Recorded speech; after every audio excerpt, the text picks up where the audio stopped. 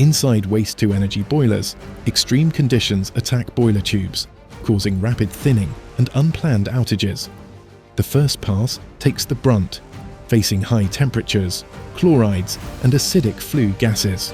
IGS applies Weld overlay, restoring tube thickness and shielding the surface with a corrosion-resistant alloy. Downstream, ash deposits and corrosion continue to threaten tube longevity. HVTS creates a seamless metallic barrier, resisting diffusion, erosion and high-temperature attack with minimal thermal resistance. Together, Weld overlay and HVTS extend boiler tube life, eliminate forced shutdowns and keep power flowing.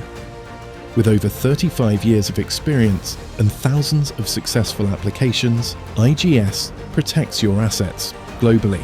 Choose IGS for targeted, high-performance protection. We've got every pass covered.